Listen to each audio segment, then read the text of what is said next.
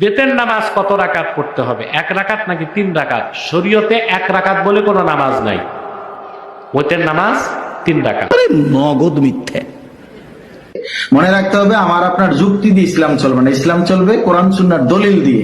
এশার নামাজের পরে হযরতে মুআবিয়া রাদিয়াল্লাহু তাআলা আনহু বেতরের নামাজ পড়লেন বিরাকাতিন, 1 রাকাত। যুবক ভাইরা আমার, একখানা হাদিস আমি বলছি, আল বিদায়া ওয়ান নিহায়া, চতুর্থ জিলদের 8ম জুজের 165 পৃষ্ঠায় হাফিজুল হাদিস ইবনে কাসির রাহমাতুল্লাহ বলেন, ইমাম বুখারী তার বুখারী শরীফের কিতাবুল মানাকিবের অধ্যায়ের মধ্যে হযরতে আমিরে মুআবিয়া রাদিয়াল্লাহু তাআলা সম্পর্কে বর্ণনা করতে গিয়ে বলেছেন, আন ইবনে আবি মুলাইকাতা রাদিয়াল্লাহু তাআলা আন قال اوتر معاويه بعد العشاء بركعات وعند مولى ابن عباس رضي الله تعالى عنه فاتى ابن عباس رضي الله تعالى عنه فقال اوتر معاويه بركعات بعد العشاء فقال دعه فانه قد صحب رسول الله صلى الله عليه وسلم।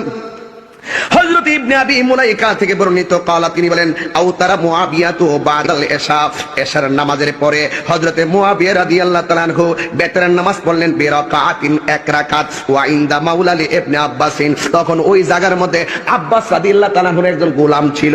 ফা আতা ইবনু আব্বাস, ওই গোলামটা ইবনে আব্বাস রাদিয়াল্লাহু তাআলা আনহুর কাছে আসলেন। আয়েশা ফাকালা, অতঃপর বললেন, আউতারা মুআবিয়া তো বিরাকাতিন বাদাল ইশা, ইশার নামাজের পরে হযরতে মুআবিয়া রাদিয়াল্লাহু তাআলা 1 রাকাত নামাজ পড়ছে। আব্বাস রাদিয়াল্লাহু তাআলার কাছে তার গোলাম আয়েশা কথাটা বলছে। ফাকালা, হযরতে আব্বাস রাদিয়াল্লাহু তাআলা বলেন, দাহু, তাকে ছেড়ে দাও। ফা ইন্নাহু, নিশ্চয়ই তিনি কদ সাহিবা রাসূলুল্লাহি সাল্লাল্লাহু আলাইহি সাল্লাম, কারণ হযরতে আমিরে মুআবিয়া আল্লাহর হাবিবের একজন সোহবত প্রাপ্ত, সান্নিধ্য প্রাপ্ত একজন সাহাবী। এটা কি আমার বাপের কথা রে?